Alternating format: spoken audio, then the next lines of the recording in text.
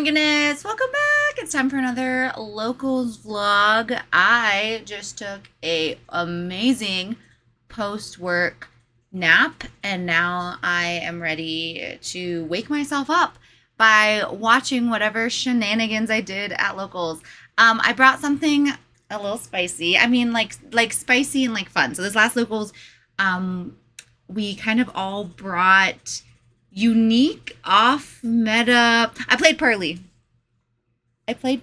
So let's go ahead and watch my purrely games against no Rolad, no Cool Tune, no Elf. No, like this was a very as casual of a locals as I think one can get. So yeah, let's do it. Locals, and it's packed in there. Not with Yu-Gi-Oh players, but with Magic. It's Hobbit weekend.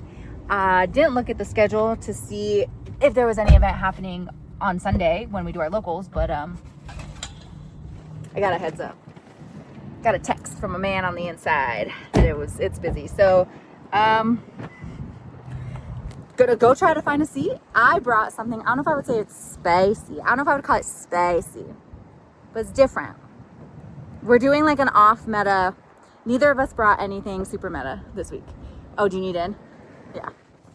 I was trying to. We'll let you know what you'll see. You'll see. Wish us luck with all these Magic players. Okay, so round one, I was playing Daniel, who brought Crystron. Do I know what Crystron does? No. This was definitely a locals of, so I'll give you the tea at the beginning of the video. So if you're like, wait, should I watch these matches? I really think you should, because it's so fun, because I played against a Crystron deck. I played against a Hecka Hands Orchest deck, and I played against Mimighoul. Yeah, and I was on purrely. So it was just wasn't like, I guess in a sense it kind of was intentional. All of us that go to this locals for the most part are in relative communication with each other. But even if we didn't all decide to bring something more, I guess I would say casual, I think I still wouldn't feel completely horrible showing up to this particular locals with purrely. And it was such an amazing, I was so excited to do this, because when I first decided I was going to learn to play Yu-Gi-Oh, it was because I had walked into a game store and they were having a regional, and there was someone selling cards out of like a case. Side note, the first time I heard backpack vendor for a regional, I was like, wait, like they're selling backpacks? Like what types of backpacks? Like the cute backpacks that have like the designs on them, you know, like the fancy, I can't think of what they're called, but like you can buy them at like Hot Topic backpacks, and people were like, what? And I was like, they're backpack vendors. They're vending backpacks. And they were like, no, they sell cards out of the backpacks. I was like, oh. Anyway, at this regional, it was not out of a backpack, and it was instead like a case, so you could like go up and see. And I saw Fuwalos, and I said, who is that adorable little creature?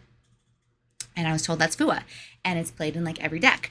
And I was like, oh my gosh, I thought Yu-Gi-Oh was just ugly dragons. And they were like, oh, you want to know about cute cards? Let me show you. And I was shown Dragon Maid and Purrely. And while Dragon Maid is also adorable, Purrely was just, it was so cute. I love Purrely so much. So many people told me that was like a terrible deck to start off on, and I was like stubborn about it. And I get it. Now, I still think you should learn to play with whatever deck you want. But after having played Yu-Gi-Oh for a while, I understand why people thought Purrely was such a difficult thing to start off with. Just because of the chaining, and I don't know, I feel like it includes a lot of unique mechanics to Yu-Gi-Oh, and people were definitely like, you should just learn Blue Eyes. I was like, no, I'm learning my cute cats.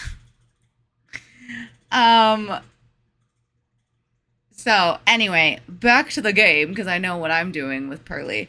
I did end up getting the Purrely out, and Purrely has the on summon effect to search a Purrely card that is not a quick play spell. So I got Mi Amigo Purrely.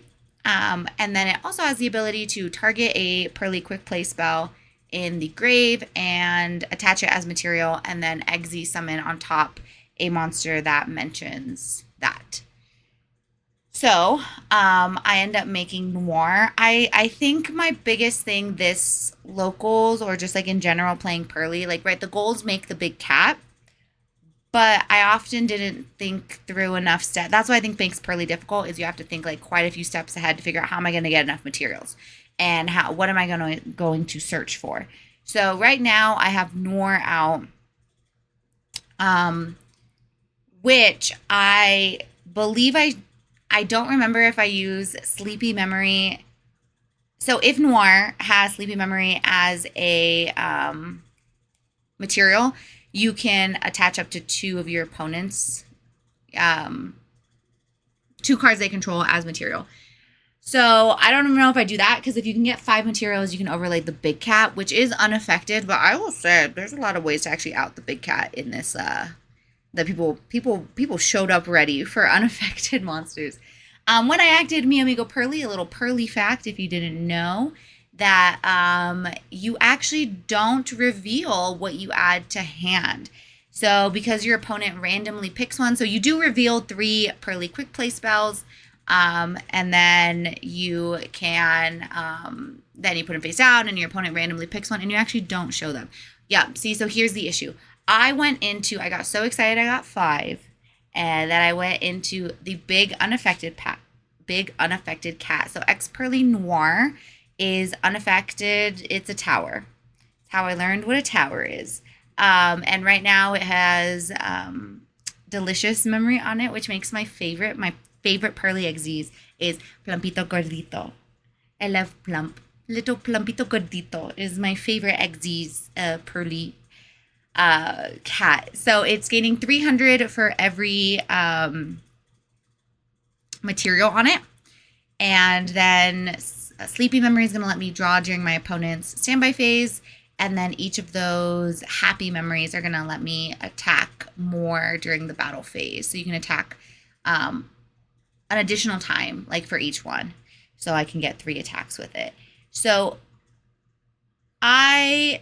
this is me going, I should have used Noir. I should have used baby cat to suck up 2 of Daniel's cards as material. I did not realize. So there's my draw during standby off of Sleepy Memory. I did not realize that Crystron makes big old monsters. Big. Huge. I was like, so while there is a way for me to protect the Noir, like, so it can't be destroyed by battle. So the way that the quick play spells work, they all have this, like, do this thing, then you can discard a card to special summon a Purrely from deck.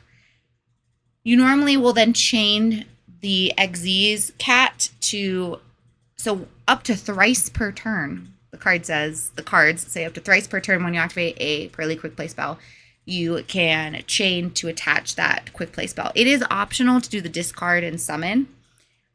So for example, Pretty Memory is going to have everyone gain 1,000. Everyone in the room gains 1,000 life, but no, you and your opponent gain 1,000 life. And then I believe Happy Memory protects from battles, and Plumpito Gordito, the Delicious Memory, says the first time it would be destroyed by card effect. It's not. I have to look at what Sleepy. I think one of them also says the next battle or damage effect you said would be 0. So it's a lot to remember. I get why when I was learning this deck, people were like, right now, it's a lot to remember. I'm sure I probably forgot stuff in this duel as well. So I don't know if you caught that, because I was talking not about the game. I got sales banned. So, my cat. So it's not destroyed by battle at all. Because of the. Yeah, this is me, because he was like, wait, I thought it's not destroyed by battle. And I was like, oh. Wait, but is that applying to the X Purrely, or was it just to the Noir? Because I can't chain to attach. I might have cheated. That might I don't remember. Anyway, I got sales banned.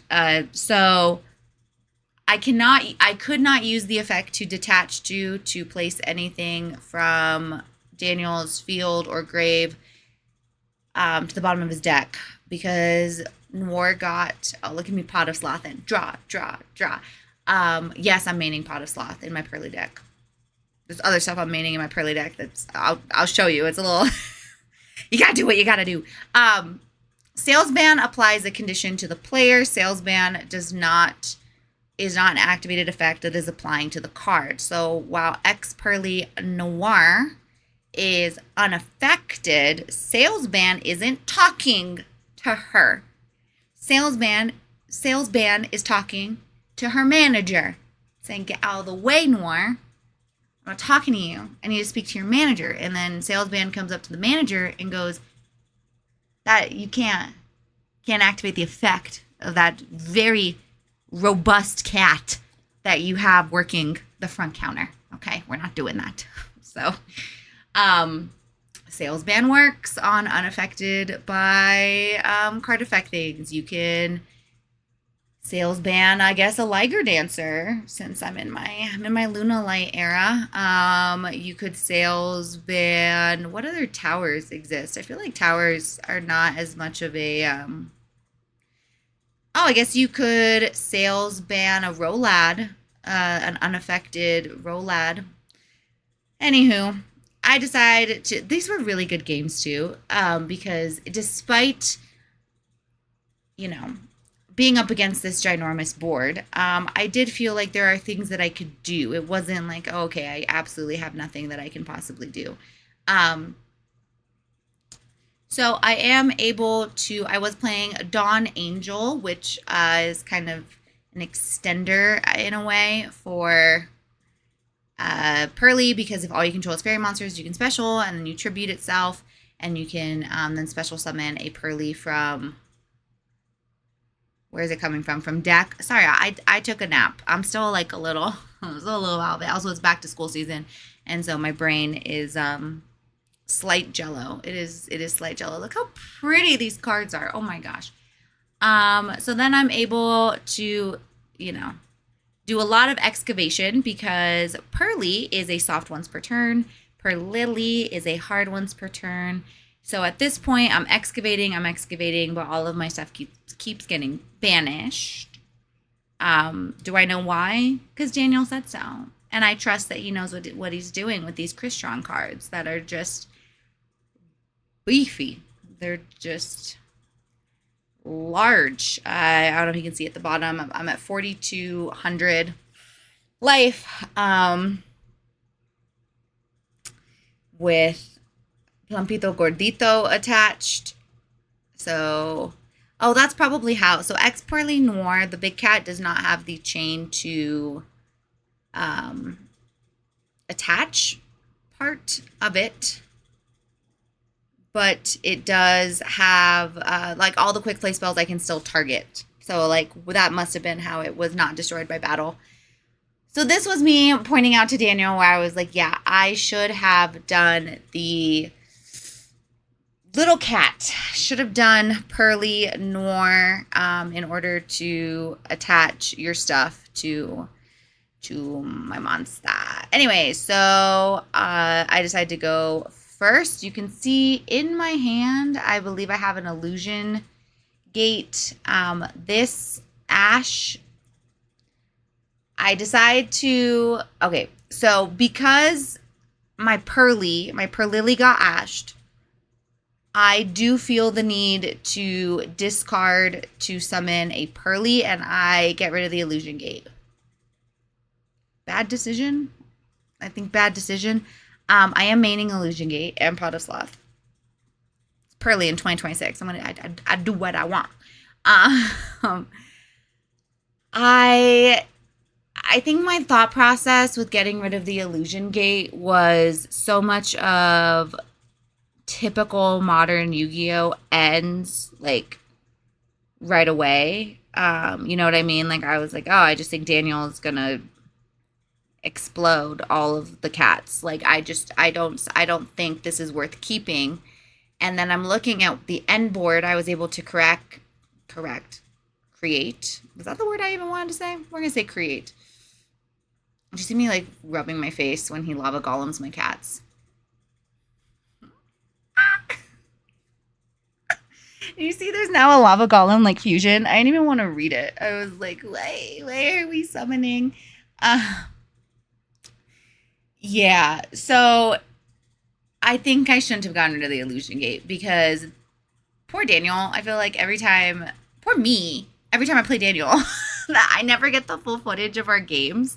Because one time, I don't know if you remember when I filmed a game against Daniel, it was like zoomed in into the left. Like the camera angle was just like absolute trash. And this time my SD card got filled. So the rest of the match was not. It was a really good match. You're just going to have to believe me on that. But also maybe part of it was the fact that like because I got lava golemed, maybe my camera was like, we've seen enough. Moral of the story is don't discard the illusion gate, especially if we are not playing a game of Yu-Gi-Oh! That is potentially going to end right away. I did get a turn again, and having that illusion gate would have been great. I also want to put... so round 2, this is me playing against Reina's boyfriend, and he is doing Hekahan's Orchest. He has been playing Orchest for... I mean, I think that's like his deck. Like if you think of someone like a favorite. So he's able to do Godos because I added a card to hand. We practiced against each other, so I do have some idea. I want to point out at the end of that, I don't know if anyone's caught that interaction. So one of the store employees came up and, was asking like, oh my goodness, like, yeah, like, what's going on? And saw how my boyfriend uses Pokemon cards as like additional field centers. Yes, we love going gambling with me with a purrely and hitting that excavated field spell. Quick play spell. Anyway, I don't know if you saw if you didn't look, if you weren't like computer, zoom in on Reina's field center. It is the Lost Art uncensored Harpy's Queen. She's a baddie. Love her. Well, anyway, this store employee comes up and is like, oh my gosh, look at those adorable, cute Pokemon cards. And I probably should have read the vibe, but the Tism meant I didn't. Because I was like, yeah, look at mine. And the look I got when I held up my baddie Harpy Queen, I think she's cute, but she's definitely not in the same vein as like cute Pokemon cards.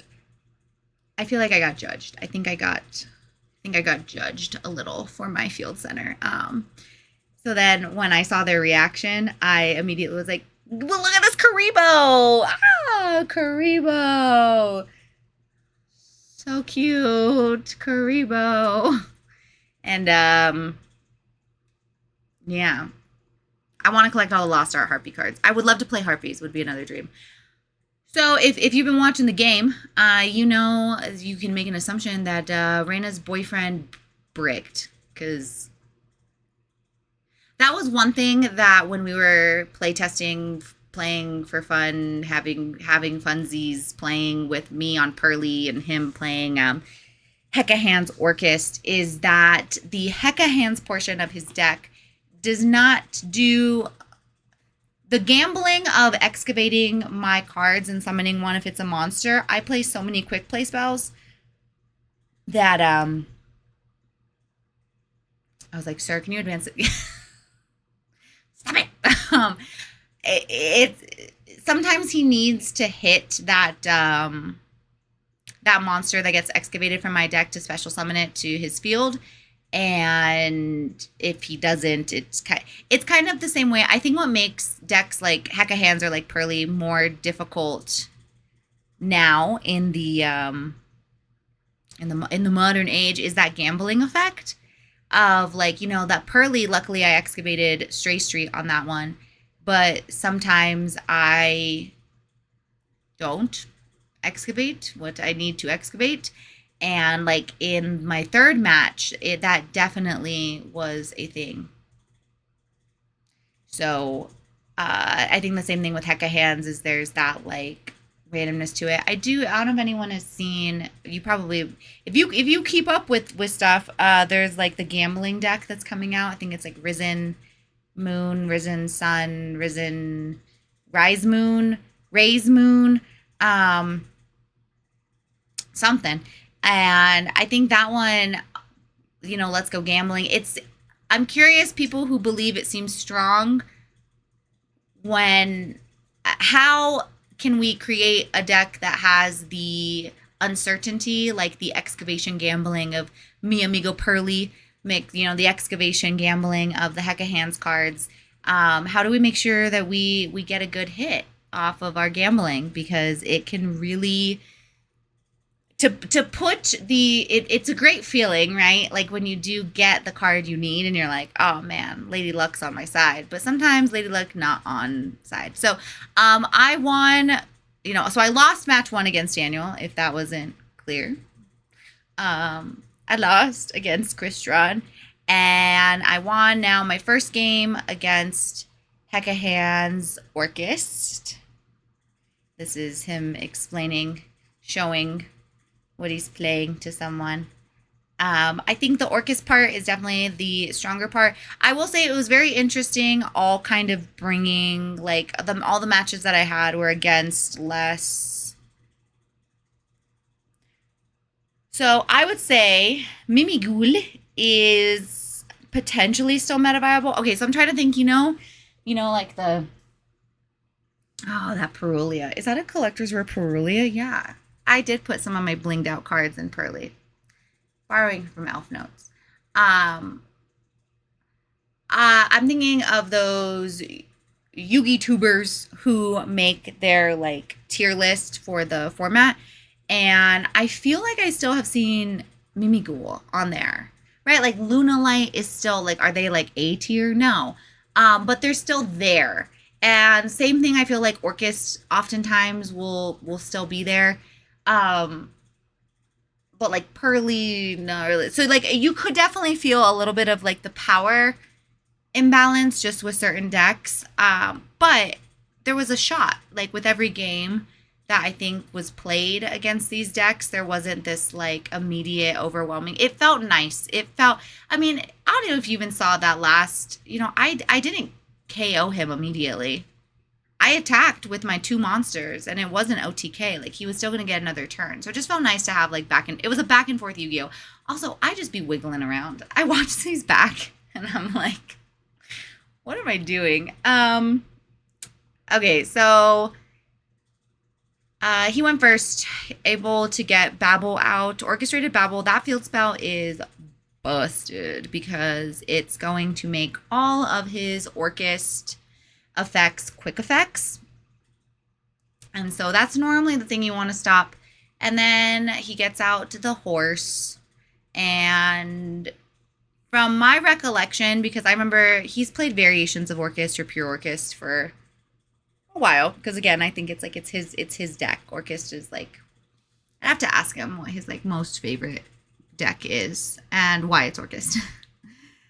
The horse has an effect that I think bounces back or destroys or takes. Basically, it's going to remove something from the field. And then we also have, I believe that is the long boy of the Gearsus.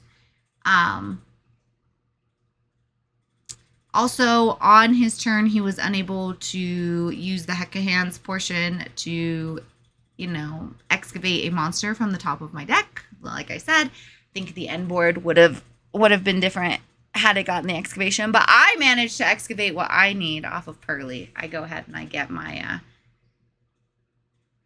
memory. We're gonna go ahead and do Mi Amigo Purrely. Just look how pretty the colors, just like the colors of all of that is. So at this point, we are trying to bring back the horse, and oh my gosh, Rena, is that like the alt art QCR, I think, called by the grave that was in your Elf Note deck? Yeah. I need to put Elf Note back together, admittedly. I admittedly need to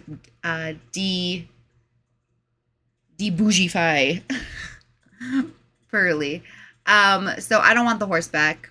I don't fully remember what the horse does, but I remember that horse, I remember playing against the horse and being like, I don't like this. I don't like the horse. So my amigo Purrely, mi amigo Purrely, I add a mysterious card. Activate Stray Street. Stray Street's going to say that whenever my Purrely monsters are special summoned, you cannot target them with anything. I do have a mismatch. Look, I didn't know rarities at the time. I knew I liked shiny when I started Purrely and I started getting the cards, but also my entire Purrely deck was basically given to me.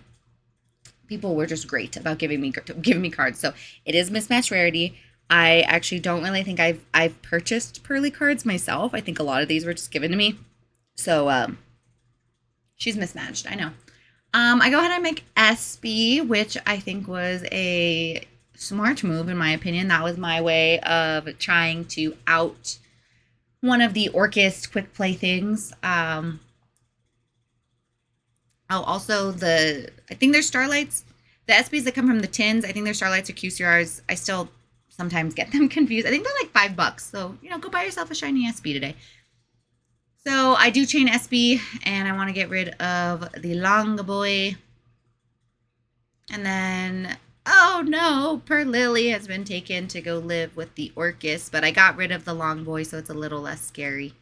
It's a little less scary. At this point, I am going to have to activate a quick play and discard in order to get another cat out.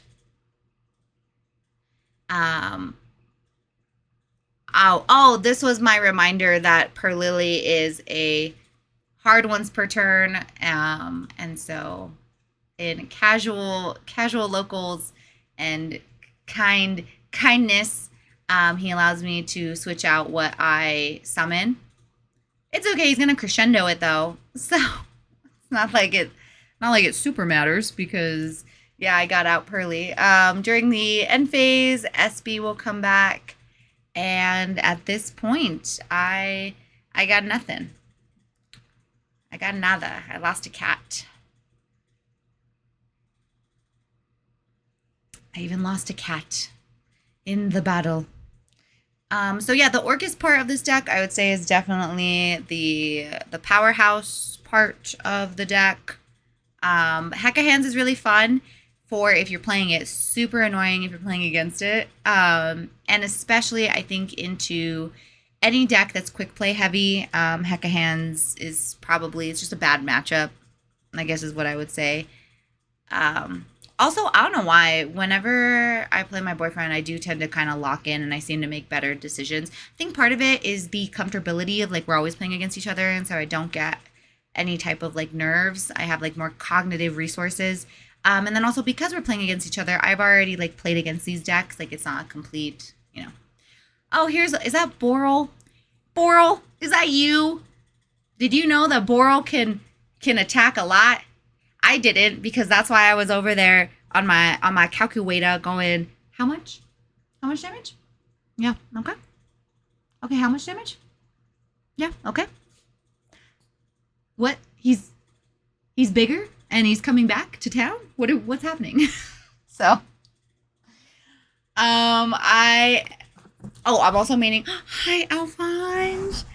Oh, hi. Good morrow. It's not morrow. He took a nap with me. He's the best nap partner. I am also meaning Super Poly. Like, I'll do a deck profile. I think if anyone wants the Purrely sauce of my recommendations of a 2026, it's got. I do think there's still things I would change, but the rendition I brought, I would be happy to share. Guess what cat I get to make? Oh, he's watching me play Yu-Gi-Oh! Alphonse, you're right. That is Plumpito Gordito, the third ex-Purrely Plump. Okay, no, we're not getting on the desk. I got to make Plumpito Gordito. Plumpito Gordito has the ability to attach, is it spells or traps or just spells? Asking for a friend. I think it's spells and traps. From the grave to himself, and that is one way we can, oh, look, he's showing the camera. Is that good or bad? It's probably not good if he's showing the camera. You can attach 2 spells, and then the way that once you get 5 materials on any of the Exes cats, you can overlay into the big cat. So Plumpito is a way to kind of get a lot of things overlaid, and he also has the thrice per turn. So I feel like Plumpito is the best way to make the biggest cat. I get out another purrely. I do a little shake. We talk about the little Pikachu that's on my hat. I go, give me my deck. And I excavate, and I'm going to get my... Oh, no, I decided to go for a leap. We're going to make SB. We're going to attach to. We're going to street, set one. And then during the end phase, street is going to let me attach from graveyard or deck. I also don't think I really prioritize street as much as I should have. I mean, I think there's a lot of intricacies to decks, and I often feel like being a newer Yu-Gi-Oh player, we, you know, the collective we will watch content or see experienced players who just seem to be able to kind of pick up a deck and like know what to do with it. But that comes from experience. Like, I really think time is such an important factor for Yu-Gi-Oh, because like there's certain things that are generic across like all of the decks, and like when you learn patterns and you can start making all of that like processes and all that to say, like, yes, I played purrely at one point, but I have not played purrely enough, or I think if it's not even going to be playing purrely enough, just played the game long enough to be able to make those decisions about the game state and what I do in like a high level way. So I think that's why I recommend sticking with a deck for a long time, especially when you're learning. I think pick a deck. I was on purrely for probably 4 or 5 months, and then I went to some version of Yummy for another 4 or 5 months, and then I did Malice for probably the same time, and then I was on Fairy Tale, and then honestly I haven't stuck with one the same way since Fairy Tale. I would say Fairy Tale Magistus was my like summer deck, and then since then I've been messing around with a bunch of things. I haven't really found one that I want to just like hard main. I really do like Elf Note, but I feel like it's a little linear for me right now in terms of like you just make Crystal Wing and Dawn Dragster, and like I've really been liking Luna Light lately because there's so many different choices with it. And I know Elf Note has that too. I think it's just I got myself stuck in like the linear nature of it. But that's why I also decided to bring purrely, because it's like it's a deck I've played. I do think I can, you know, pilot it decently enough. But I definitely, you know, if I wanted to really get good at purrely and really be, you know, those players that they bring like their rogue decks or their off meta decks, and you haven't even seen them play it, and then all of a sudden they're just like beating people down with it, and you're like, how do they do that? But when I play it, it's just time and experience. I really think it's just time and experience. So anyway, Hecka Hands be Hecka Hands in. Hecka Hands took my SB. We also have Dark, and that must have been, I'm assuming, an Orchest. Because then we went into a Link. Was it Symbol? Yeah, I think that's the Symbol. We're doing Link plays. We're doing Link plays. 5 angry girls hit the field, and they're angry, and there's 5 of them. I think the card's name is actually Zena, but I will forever refer to it as 5 Angry Girls. Hecka Hands spell. Looks like stuff's getting banished. And we got this big fusion coming out. And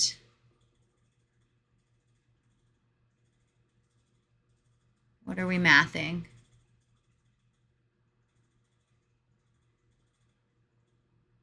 I live. So, I had a brain blast, I had a memory. So we were running out of time, and I remember he was like, you know what, I'm just gonna give it to you. And I was like, no, I want to play it out. Like, I do think there is a world where I can actually win, and get enough damage. So We end up playing it out. I'm doing quick maths because the illusions are not going to be able to go to grave, but I believe one of those is at a 0. So I go ahead and I attack into 5 angry girls, and then I attack into, I think one of those fusions has like no life to it. It's at like 0. And then I do my little happy dance because I was like, I did it. You didn't have to give me the game. I won. Okay, round 3. You ready to watch the Wombo combo? Are you ready to watch? Ready to watch a combo?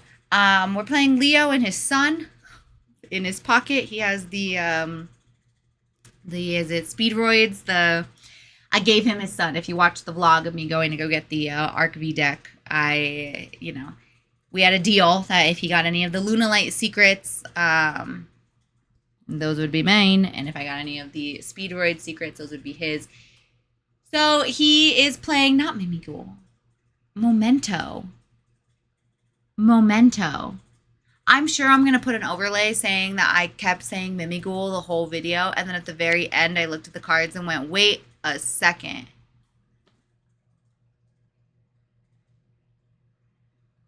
Is it Memento?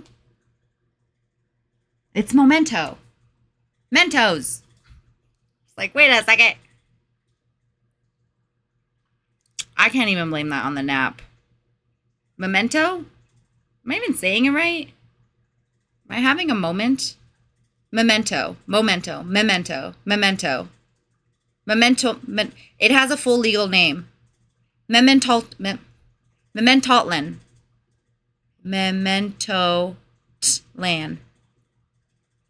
Mementolan. Mepento. It's not Mimighoul. It's Memento. Sorry. Every time before I film these, I have the thought, I'm like, I should review the footage first before I sit down and yap. And then I'm like, that's not the vibe over here. The vibe is we roll out of bed from a nap. We sit down and we roll the footage. The footage that I did play, I was there, but this was days ago. We rolled the footage and we yap. So prior to playing Leo, it was funny because I knew he was on Memento, and he gets up to go do something, and as soon as he walks away, I go up to everyone else and I go, what do I do? What do I do? And they were like, he's gonna do a whole combo. It's just gonna combo and combo and combo. And I don't even remember what they told me. I don't even think there was something to stop. It was basically stop the combo. And then Leo comes back. He's like, are you giving her my sauce? And I was like, I don't know what to do against it. There wasn't much I can do. Honestly, in the purrely list, I feel like I don't have enough hand traps. And in terms of, I did bring a side, but it was the remains, the corpse of my Elf Note side, because I had taken some of my Elf Note side cards out and put them in the main of purrely. And so it is what it is. But I could not tell you what this combo is doing. I did trust, he has it down. This did make me realize watching him do this combo where I was like, okay, I need to, if I'm going to play Lunalight, which I think has a very similar vibe, I need to figure out how to quickly and efficiently go through the steps. There's just some decks that are they're just combo decks. There's so many steps. Apparently, the latest support that Memento got is one of the monsters that allows you to attack directly. Fairy Tale Ball, before Fairy Tale Ball was Fairy Tale Ball. So it was a cool one to play against. This was a crazy opening hand that I had. I am maining Duster. He's going to go ahead, and I think that's Bone Party.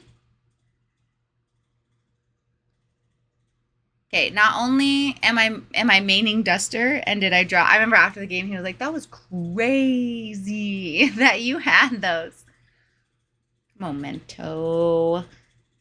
They're not the cutest cards. dare I say. Illusion Gate. I had the Duster and the Illusion Gate. I felt good going into this, but he does SB 2 of his own things. And then I also think stuff triggers. There was so many triggers. Everything triggered. So I go ahead and I bring the big guy over. I recruit the big guy. And then Pretty Memory. We're each going to gain 1,000. Which, to go for game, making my opponent have 9,000 was not like the optimal, the optimal thing. But we did what we did. I did have to discard because I didn't have a cat. So then purrely excavate and add.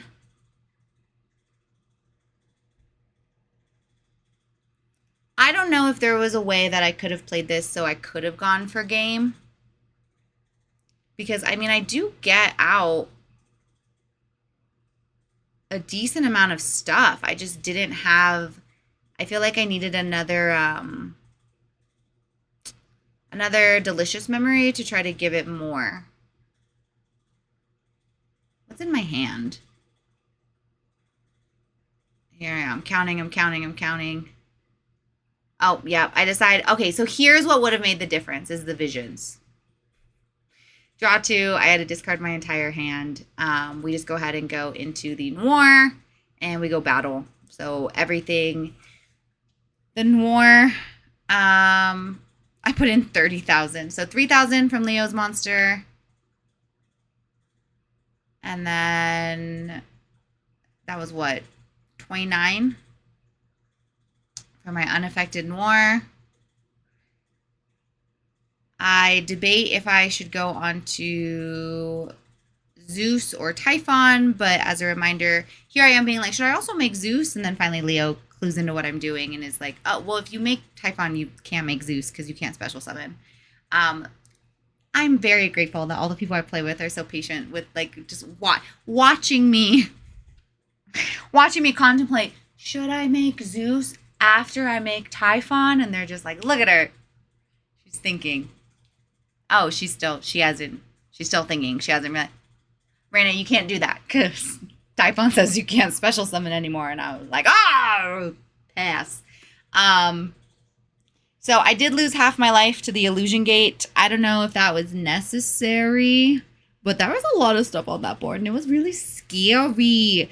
During the end phase, though, the SP is going to bring 2 back. So at this point, really all he needs to do is get into the attack directly. And, I think it's going to be a difficult game. It'll be a difficult game for me. It did seem like a fun deck in terms of all of the things that you could do. White woman jump scare. This is me verifying. I was like, I'm sorry. Do you see? This is in 2.5 times speed, so I slowly pulled those cards towards me when I was like, so my cat's got lava golemed. And then this white woman shows up and decides to use my most special unaffected cat. What happened to unaffected if everything can just special summon itself with my unaffected cat? Good thinking though. The sales band play, the Underworld goddess. I always look to read it on here, and it's not in English. I got it. It's a OCG Starlight. Gorgeous card. What are the odds you show up at your locals and you're like, I'm gonna play the unaffected thing, and then everyone has the out for the unaffected thing. I don't know. When I make 3 Liger Dancers, we'll see who's able to white woman jump scare them all away then. You can only Santa Claus 1. Sometimes I only make 2. And then Lava Golem. Yeah, I should have kept the draw. Okay, so my lesson from the game with Daniel, I understand again now why people were like, Reina Purrely is quite the deck to endeavor to be your first deck to learn.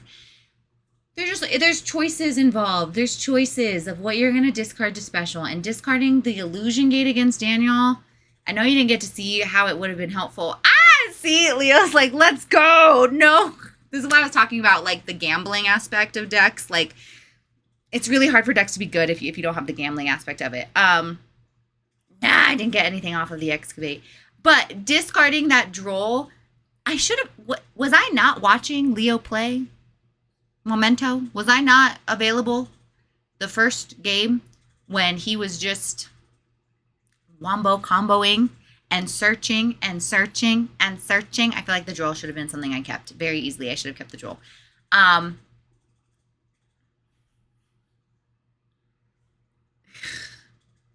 Santa. Why? Oh. Okay. It only uses one though. Why is all my stuff being used to summon everyone else's stuff? Where's the respect? Where's the okay, this game was interesting because Leo forgot that I was at 9K. Well, we were both at 9K because I had a happy memory. You ever had those? They're nice. And when you have a happy memory, it gives you life. And okay, so I will say when you play Wombo combo decks, I totally get the, like, I don't want to make you sit. Like, if I think I can kill you, I get not just saying, like, I'm going to kill you, you could concede. Like, you need to do the combo, and you need to get there, and you need to win the game, right? But when you're playing a Wombo combo deck, you're, like, there is that internal feeling of, like, oh, I'm just going to make my opponent sit and watch me do this. So you're trying to do it in the most optimized, fast way, so that way, I feel that. When I'm like, I'm so sorry that you're going to have to sit and watch me play Uno for a while. And Memento's kind of an Uno deck. The issue was that Leo created a mental plan to beat me when I had 8K life. I have 9K life. And so he makes a couple comments of like, I'm just gonna go quickly. I'm just gonna do it. And I was like, well, if you need to like make changes, because there's a decision he ends up making when I point out the 9K, and I was like, well, if you want to make a different decision, and he's like, nope, I'm sticking with it. He ends up sending a fusion, basically. Is what ends up happening is there's a fusion in his extra deck that ends up getting out of his extra deck and creating an issue. So I'm down to 1,000, and this is where, and he's like, oh my gosh, I messed up. It's funny because the way he kind of verbalized like the messing up, I was like, do I have a chance? And then everything triggers, and he has a bajillion monsters out again. And I was like, but that's the point too of, I think, learning how to play a deck, especially a Wombo combo deck really well, is if you do mess up, he was able to recover. Like, I would have not, had he not verbalized to me that he felt like he had made a large mistake. I also kind of knew from this position where I was, I'm like, I got a Santa Claus and a cat. I don't know what I'm going to play. I'm going to play. I don't know what I'm going to run into. What amazing combo I'm going to be able to combo off. Especially when he's got everything set. So many things are triggering. I was like, I don't think that this is going to, I'll try. So street. Then he's going to activate. We're going to get rid of the cat. So I say, like, you can't target the special summon one, so he's going to have to target the other two, or he'll target street and the cat. What's the turn they are special summoned? So did I special summon? I must have. Is it gonna matter? No, because Memento saw into the future, heard that I was going to call them Mimighoul, and got mad. They were like, really? You don't know my name? You don't know my name. I already had to go send my Christian fellow to go talk to your manager, and now you're going to show up and you're not going to know my name? Well, we're gonna make sure you're not winning this game. I do think Memento did feel like it had a power advantage at the locals, but not in. Oh my gosh, I just feel like with a lot of like the very current meta decks, the power advantage feels so like I don't get to play. I got to play. I got to play. This was such a fun locals because it felt like good old fashioned. Not that I played old fashioned Yu-Gi-Oh, but it felt like good old fashioned back and forth Yu-Gi-Oh. He took my plumpito gordito. Why are all my cats on my opponent's field? Why are all my cats being used as material for them to special summon things? I don't know. I don't know, man. Calling conspiracy on it.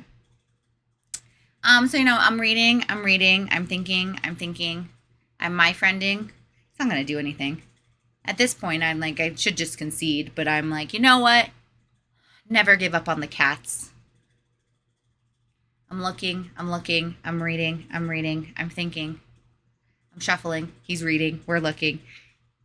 Yeah. Hope you enjoyed this one. I feel like it was a really fun one.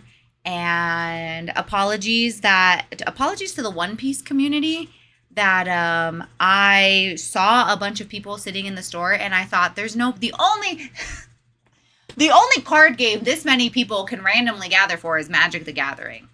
No. The One Piece people showed up. One Piece apparently has been popping.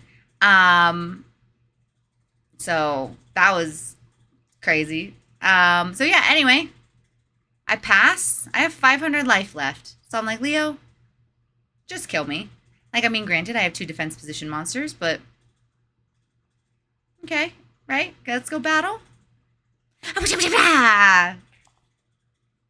You want to know who won locals? That not Mimigal deck. The deck with no name, Memento. The deck with the name that I couldn't remember. Won locals.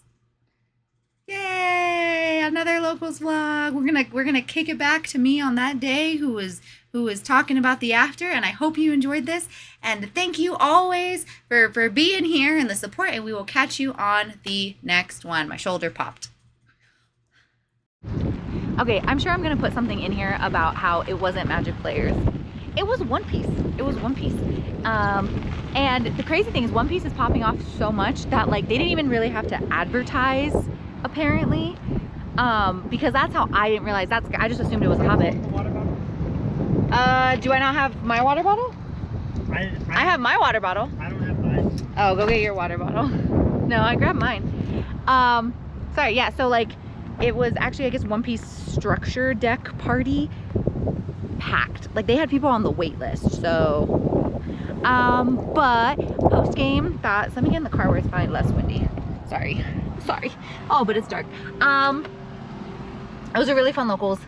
I think it's really nice to be able to play our like non-meta Memento crazy combo deck.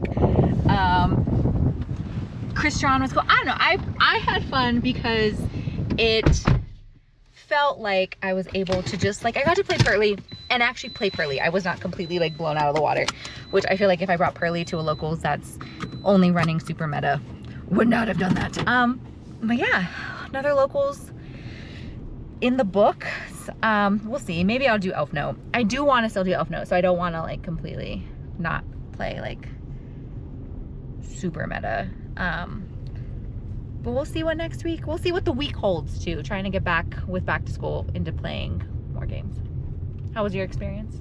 I think it was good. I wish I was not as tired as I was. Back to school season has us both messed up.